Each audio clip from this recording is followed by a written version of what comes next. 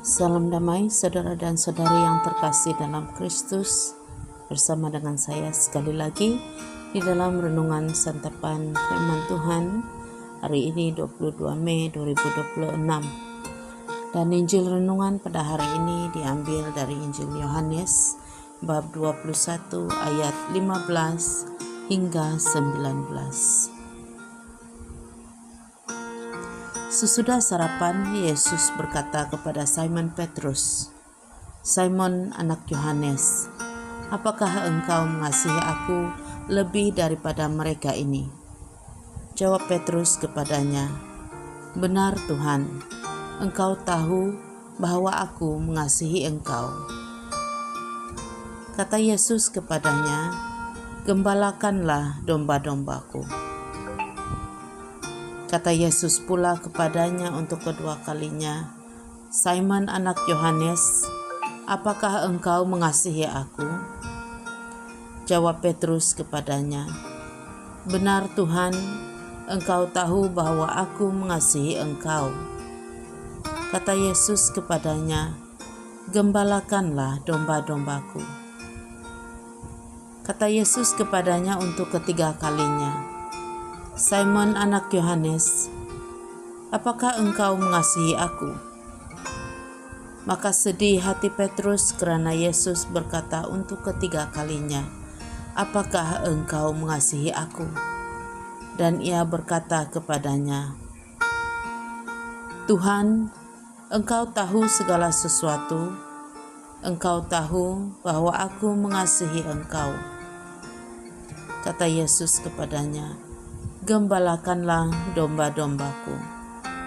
Aku berkata kepadamu, sesungguhnya ketika engkau masih muda, engkau mengikat pinggangmu sendiri, dan engkau berjalan kemana saja kau kehendaki. Tetapi jika engkau sudah menjadi tua, engkau akan mengulurkan tanganmu, dan orang lain akan mengikat engkau dan membawa engkau ke tempat yang tidak kau kehendaki." Dan hal ini dikatakannya untuk menyatakan bagaimana Petrus akan mati dan memuliakan Allah. Sesudah mengatakan demikian, ia berkata kepada Petrus, "Ikutlah aku." Injil Tuhan, terpujilah Kristus. Saudara dan saudari, dapatkah kita memerintahkan seseorang untuk memberikan kasih kepada orang lain?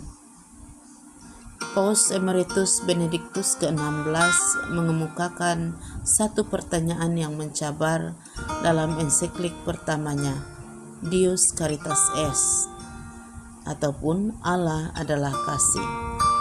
Bagaimana Kristus dapat menuntut kasih daripada kita, supaya kita menjadi pengikut dan rasulnya? Dengan kata lain, Paus Benedik mengatakan, kasih tidak dapat diperintahkan, karena pada akhirnya ia adalah suatu perasaan yang sama ada wujud ataupun tidak, dan ia juga tidak dapat dihasilkan semata-mata oleh kehendak manusia. Saudara-saudari, ada dua perkara yang perlu kita renungkan secara mendalam tentang kata-kata Paus Benedik. Pertama, Allah tidak menuntut daripada kita suatu perasaan yang kita sendiri tidak mampu hasilkan. Dia mengasihi kita, Dia membuat kita melihat dan mengalami kasih-Nya.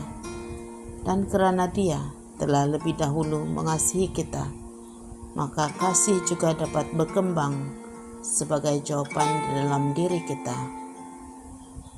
Yang kedua adalah Paus Benedik mengatakan, jelaslah bahwa kasih bukan sekadar suatu perasaan. Perasaan datang dan pergi.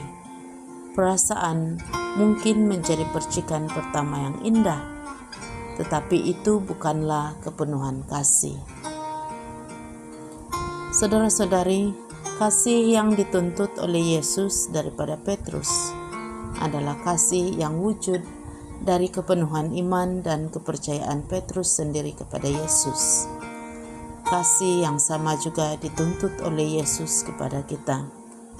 Suatu kasih dalam bentuk yang paling radikal. Kasih yang terlebih dahulu diberikan Kristus kepada kita dan yang kemudiannya dituntut daripada kita sebagai para pengikutnya. Ensiklik Deus Caritas Est nomor 17 juga mengatakan, ciri-ciri khas kasih yang matang melibatkan seluruh potensi manusia. Ia melibatkan keseluruhan diri manusia.